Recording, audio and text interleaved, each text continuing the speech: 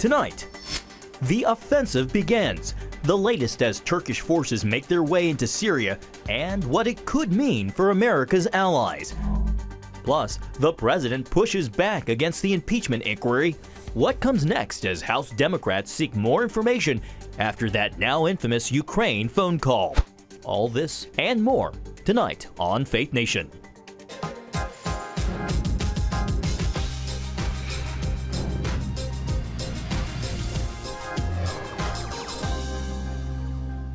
Turkey launches an attack. Welcome to Faith Nation. I'm Jenna Browder. And I'm John Jessup. The military assault in Syria is underway.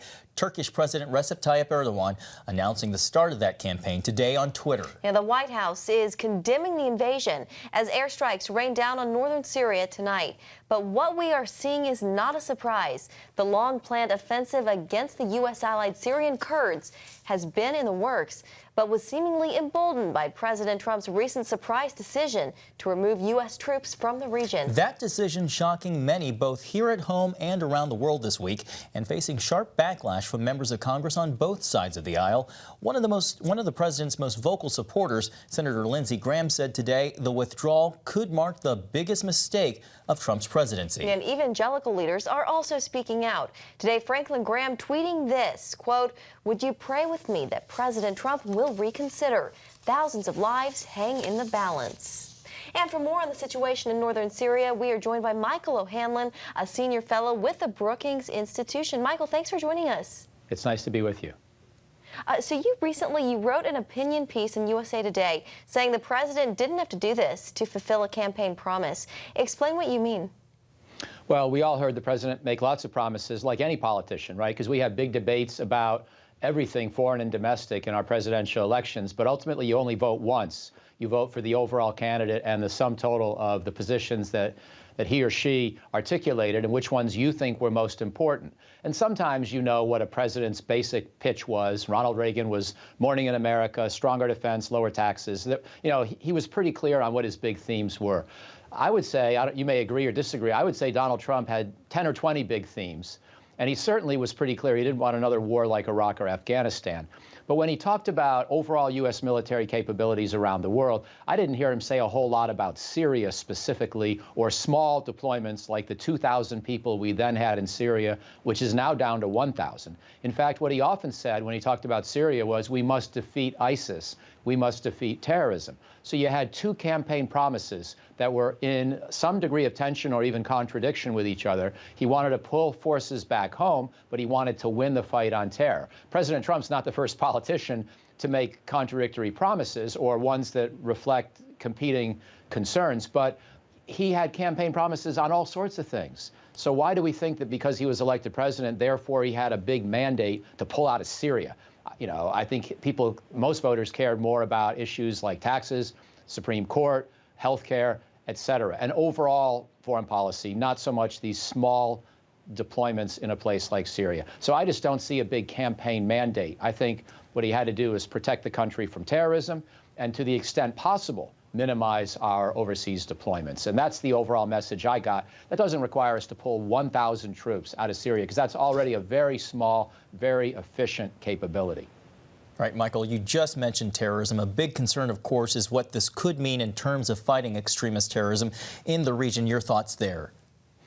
Well, it'll certainly put at risk our gains in Syria because, as you know, it's those Kurdish-based forces, the Syrian Democratic Forces, that right now preside over and watch over and keep security at the prisons for ISIS fighters in northeastern Syria. And there are probably about 12,000 ISIS fighters there, maybe a couple thousand from Europe and elsewhere, 10,000 from the broader Middle East. And the Kurds don't have that many extra forces. So if their towns are getting attacked now by Turkey, they're going to tend to shift forces. In fact, I believe they already have, which means they're going to have to guard these camps with fewer people.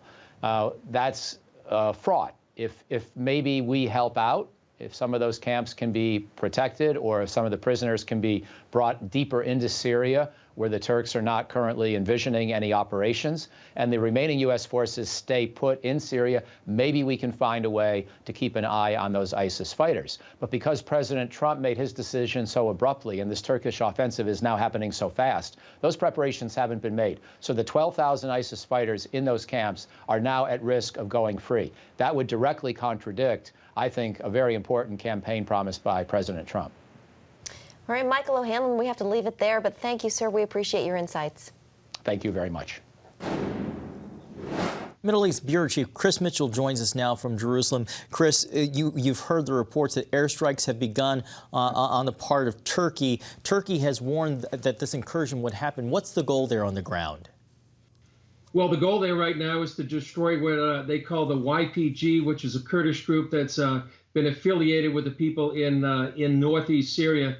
But I think there's actually a deeper goal, John. What I've been hearing is that this is considered by many in Turkey, by certainly some of the mercenaries and jihadists that are allied with the Turkish army, as a jihad. That's exactly what they talked about. They said this is the army of Muhammad after the unbelievers. And so I think we need to see it in that kind of context. It's not just sort of Erdogan trying to get against what he calls a group that he sees as a terrorist threat, but as a jihad against many of the unbelievers, including Christians, Yazidis, Kurds, in this part of northeast Syria. Can you talk a little bit about the regional concerns that as it extends beyond this territory here? Because we're talking about Iran, we're talking about Russia, and others that are involved as well.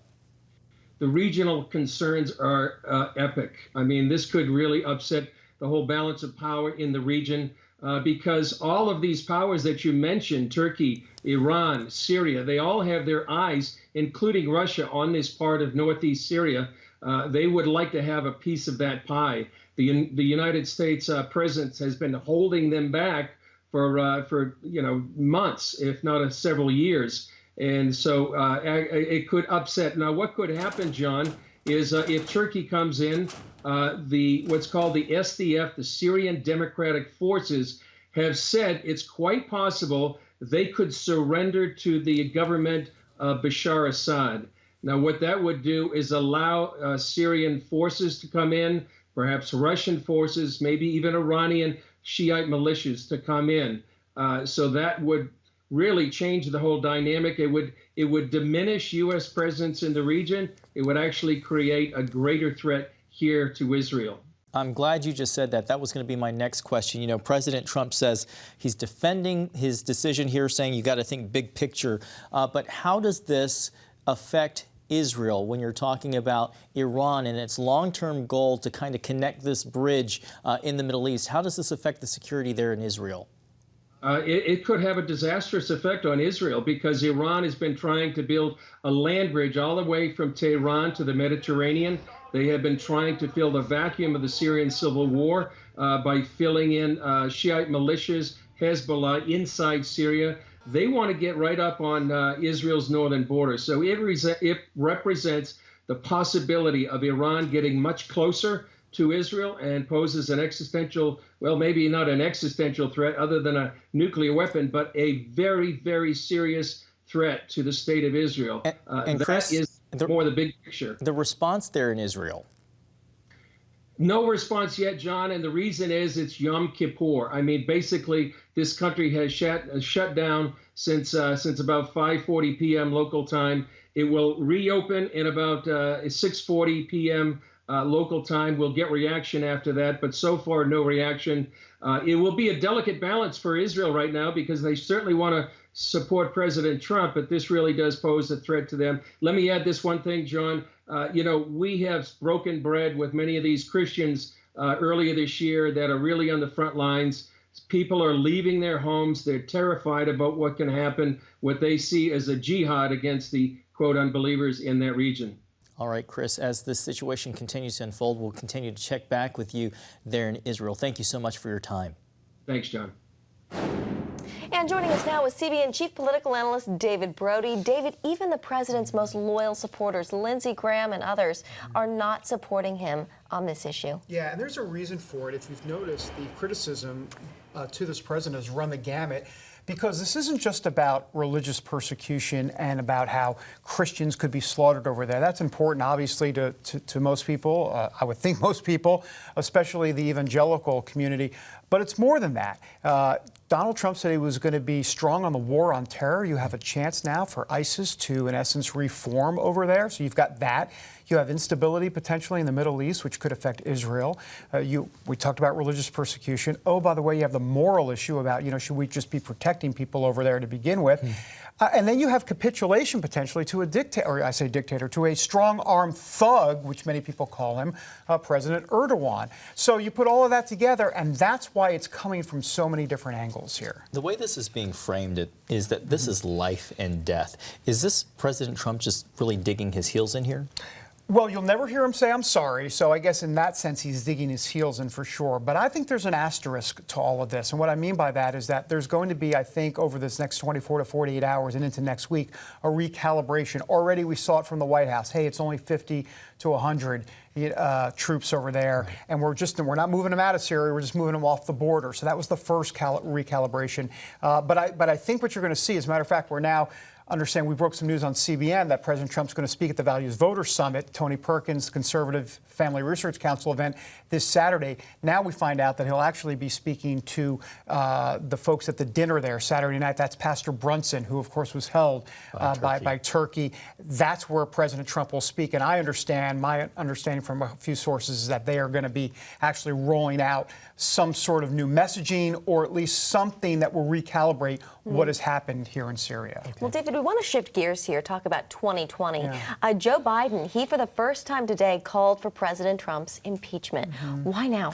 Well, it's not a surprise. I mean, he said all along he was going to wait to see if Donald Trump would stonewall Congress. And Joe Biden believes that Donald Trump is now stonewalling Congress after that 8-page letter that was released or given to Nancy Pelosi to say we're not cooperating at all with this impeachment inquiry. And so clearly Biden and the Democrats are saying obstruction of justice here. You're not letting Congress do our job. And so therefore, that's just another reason to impeach this president. Is it risky for him to weigh in given his association with these allegations? I don't think so. I think Joe Biden feels an obligation to do it just because he really believes this president is unfit to be president of the United States. So I think Joe Biden is, with Joe Biden in character when it comes to, who he is and how he feels, he's just going to let it rip. And he's not really going to worry too much about the political consequences at this point, at least. All right. David, thank you very much. Thanks, guys. David. Well, we'll be right back with more Faith Nation after this. It's the new Superbook Bible app. It's packed with games, activities, and Superbook episodes that you can watch for free. Oh, no! There's trivia, a fun daily devotional, and answers to your Bible questions. Plus, an easy-to-understand Bible the whole family will enjoy. You can even create your own Superbook character. Ta-da! It's the new Superbook Bible app. Free downloads on iTunes, Google Play, and Amazon. Young people, millennials, are flocking to church. It's not an exaggeration to say that we love to meet them and that we love to know their stories. Come home to the Southern Gospel Station from CBN Radio. You'll enjoy a rich Southern blend of bluegrass, classic gospel, and Southern Gospel favorites. CBN Southern Gospel. Available now at cbnradio.com.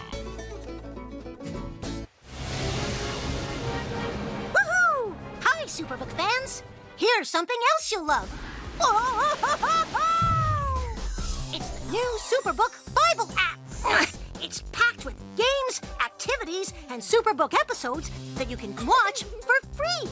Oh, no! There's trivia, a fun daily devotional, and answers to your Bible questions. Plus, an easy-to-understand Bible the whole family will enjoy. You can even create your own Superbook character. Ta-da! Whoa!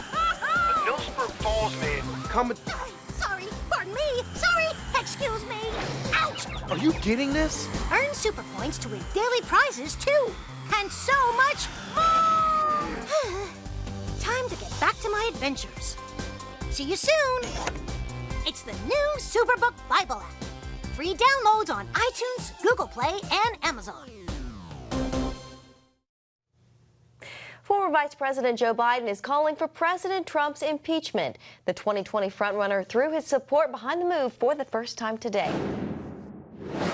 With his words and his actions, President Trump has indicted himself by obstructing justice, refusing to comply with the congressional inquiry. He's already convicted himself. In full view of the world and the American people, Donald Trump has violated his oath of office, betrayed this nation, and committed impeachable acts. Dan, Biden's announcement comes after the Trump administration said they will stop any and all cooperation with the impeachment probe. House Speaker Nancy Pelosi shot back, saying the House is well within its rules to conduct oversight over the executive branch. We are covering the story from multiple angles tonight. White House correspondent Ben Kennedy is standing by on the North Lawn, and Capitol Hill correspondent Abigail Robertson is joining us from the Cannon Rotunda. Ben, to you first. President Trump, he was quick to denounce this inquiry as illegitimate and unconstitutional. Yeah, Jenny, you're right. No doubt the White House was really quick to denounce it, but they also did not hold back. They told House Democrats they will not cooperate with the impeachment inquiry. In an 8-page letter to Speaker Nancy Pelosi, the Trump administration wrote that the investigation is, quote, dangerous and a violation of fundamental fairness. Trump tweeting today, moments ago, the whistleblower and others spoke before seeing the transcript. Now they must apologize to me and stop this ridiculous impeachment. Now, this move comes after the White House blocked U.S. Ambassador to the EU, Gordon Sondland, from testifying. He was mentioned in that whistleblower report and is seen as central to the Ukraine controversy. Now, Sondland reportedly worked behind the scenes to help carry out Trump's wishes in Ukraine. John, Jenna?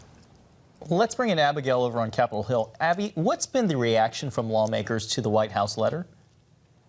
Well, Republicans, for the most part, mirror what President Trump said in that letter, that they think that this investigation is unfair, it's partisan, and a lot of House Republicans are now encouraging the president and the administration to continue to block these witnesses from testifying. They're being critical of the Democrats pursuing these closed-doors testimonies. And as we heard, the Democrats in response are threatening President Trump with an article of impeachment for obstruction of justice. Yeah, Ben, to you once again, what are you hearing about Marie Yovanovitch, the former U.S. ambassador to Ukraine, who's supposed to testify on Friday? Well, Jenna, to be honest, it's not clear if the White House will, in fact, block her from talking. But this week's decision not to comply with the inquiry is a pretty good sign. Lawmakers will most likely not hear from her. She was not fired, but the whistleblower reportedly claims that she was recalled back to D.C. here earlier than expected because of pressure from this investigation. So John and Jenna will find out in about 2 days if she does, in fact, make an appearance before committees. We'll have to wait and see. Abby, what can you tell us about the simmering tension between the Democrat-controlled House and the Republican-controlled Senate over this impeachment inquiry? Well, John, I think for the next couple of weeks, we're going to see two very different investigations take place in each chamber. The House Democrats are obviously pursuing the impeachment inquiry, while in the Republican-controlled Senate, there's no appetite for this impeachment inquiry amongst Republicans who have the majority. And instead, we heard from Senator Lindsey Graham today that he's inviting Rudy Giuliani to testify because who apparently has a lot of evidence of corruption in Ukraine that links back to Democrats. So I think we're going to see each of those different investigations play out for the next few months. And Senator Graham also had this message to House Speaker Nancy Pelosi. Take a look. And I'm going to ask my colleagues in the Senate, Republicans, to sign a letter to Nancy Pelosi saying we do not believe the transcript of the phone call between the president and the Ukraine is an impeachable offense. They're about to destroy the nation for no good reason. I've read the transcript. I do not see anything wrong there. Remember, their lawmakers are technically on recess right now. They're coming back next week, so there's going to be a lot of developments to come. All right, Ben and Abby, thank you very much. Coming up, a look at some of the social issues in front of the Supreme Court this term. Are you suffering from feeling tired or worn out during the day? Can you not turn off your brain at night? You are not alone. Hi, I'm Dr. Michael Bruce, the Sleep Doctor, and I've partnered with the Christian Broadcasting Network, and we're going to bring you some unbelievable information that you can use tonight to get a better night's rest. Wake up to your best life. Call 1-800-700-7000 or go to cbn.com to get your free copy of Protect Your Sleep today. If you want to be an attorney with a passion for serving people and for excellence, Regent University needs to be high on your list. Regent's award-winning law school doesn't just create lawyers. We create leaders, judges, prosecutors and defense lawyers, civil litigators, and leaders in government. My focus has been trying to really make sure we have the future leaders we need for the bench and the bar and for society generally. You'll learn from highly credentialed leaders who are current and former judges, distinguished scholars, and ACLJ counsel. I'm so glad I chose Regent. The relationships here have been amazing. The faculty have been amazing. Not everybody's called to the same thing when they leave law school, but they're called by a God who has a purpose for their lives, and He is going to use that education to make a difference in the world. Regent will prepare you to be a purpose-driven, practice-ready lawyer. To start your rewarding law career, complete the online application, submit your transcripts, and take the law school admissions test by July. Apply today.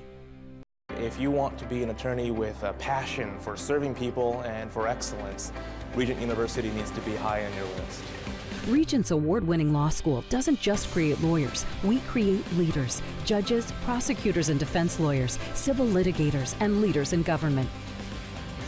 Ready to become a purpose-driven, practice-ready lawyer? To start your rewarding career, complete the online application, submit your transcripts, and take the law school admissions test by July. Welcome back. President Trump is calling on the Supreme Court to overturn DACA. Mr. Trump today saying the Obama-era immigration program should never have happened and that the High Court should not let it stand. DACA is just one of the social issues the justices are considering this term. The court is set to hear arguments that could affect the 1973 Roe v. Wade decision legalizing abortion. Another case involves whether laws against sex discrimination prevents employers from firing gay and transgender workers. Also on the firing line, a case that could lead to an expansion of Second Amendment rights. They will also take up the issue of the separation of church and state. And joining us now is Thomas Jipping with the Heritage Foundation. Thomas, let's talk about some of these cases, beginning with the one in Texas that would essentially reverse a 2016 decision on abortion. Is this something that could lead to the eventual reversal of Roe v. Wade? No, I don't think this case will. The Supreme Court has already addressed the issue that's involved with this particular state law, and that is a law that requires that abortion facilities have connections or relationships with hospitals. It's a pretty specific kind of regulation, and so I don't think it's one that will raise the broad issue of whether the Constitution protects the right to abortion. But there are many other kinds of regulations and restrictions being enacted, and perhaps one of those may have that potential. Another case looks at whether the Civil Rights Act protects transgender and gay people from discrimination on the basis of sex. People opposing the expansion say that they're concerned that changing the law would have unintended consequences. Your thoughts there? Well, I don't think that's the biggest issue. The issue in those three cases, two involving a gay employee and one involving a transgender employee, the real issue there really doesn't have anything to do with sexual orientation or gender identity. It has to do with whether, when judges interpret statutes, are they free to give those statutes new meaning, or do they have to stick with what Congress intended those statutes to mean when Congress passed them? When Congress enacted the Civil Rights Act in 1964, there is no way that they had sexual orientation and gender identity in mind when they prohibited sex discrimination. That's the only issue that really a judge ought to concern himself with, and that's the kind of standard that ought to be applied across the board, no matter what a statute is about. On the gun issue, it's going to come up before the court for the first time since 2008. Excuse me. What do you expect to happen there? Well, that's a challenge to a very restrictive gun law in New York City that prohibited essentially taking guns outside of the city for any purpose, whether it's even to a gun range, to practice shooting. The city has repealed that ordinance. And so one thing to watch is will the court still jump in and decide the underlying substantive issue, or will they say, since that law really is no longer on the books, we're going to take a pass? But it is a very restrictive law. The Supreme Court has said the Second Amendment protects an individual right to keep and bear arms. So if they do tackle that issue, I think it's very likely that they'll strike it down. Real quickly here, how much do you think the makeup of the court will affect some of these decisions that we're expecting? Well, when I think of the makeup of the court, I think of how many justices take the traditional view of what a court is supposed to do in deciding cases. Do they take the law as it is, as it's written, or do they think that they can make the law into whatever they want it to be? And I believe there's a majority of justices to take that traditional approach. All right, Thomas Jipping with Heritage. Thank you very much. Good to see you. Thank you. And prophecy thousands of years old. We were called to be a light to the world. Being fulfilled today. Discover how. Get to life. Call 1-800-700-7000. We consider it our duty to reach out and help others around the world. For a gift of $10 or more, you can own the acclaimed CBN documentary To Life. Just call 1-800-700-7000 or log on to CBN.com. To treat a human, no matter what he is, which religious he have, which color he is, this is what I'm doing. See how the people of Israel are fulfilling prophecy. History is being written, and I want to be a part of it. By sharing their knowledge. In Africa, in Asia, in South America, in East Europe. And their love. This is how we work. This is us. Get to life. Call 1-800-700-7000 or log on to CBN.com. Get Protect Your Sleep and discover how to improve the quality of your life. A free DVD or booklet from the Christian Broadcasting Network.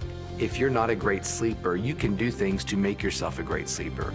If you're already a pretty good sleeper, you can enhance your sleep and be even better. 5 leading experts help remove the obstacles between you and restorative sleep. When you don't get a restful night's sleep, you wake up with an accumulation of stress. Call 1-800-700-7000 or go to CBN.com to get your free DVD or booklet today. Everything you do better with a good night's sleep. You'll discover how food affects your sleep, how to put insomnia to rest, explore effective remedies for sleep apnea, and much more in Protect Your Sleep. Wake up to your best life and get Protect Your Sleep today. Call 1-800-700-7000 or go to CBN.com to get your free DVD or booklet. And finally tonight, we have an update to a story we told you about earlier this week. NFL player Demario Davis will no longer have to pay a fine for a uniform violation. The violation involved a headband he wore at a recent game. With all of the publicity over the controversy, the New Orleans Saint linebacker decided to sell the Man of God headbands and raised more than $30,000 for a hospital near his Mississippi hometown. He's donating the $7,000 he would have had to pay the NFL to the hospital as well. I'd say he's putting that money to good use. Yeah, nice to see. A good ending to this kind of story. Happy ending there. Yeah.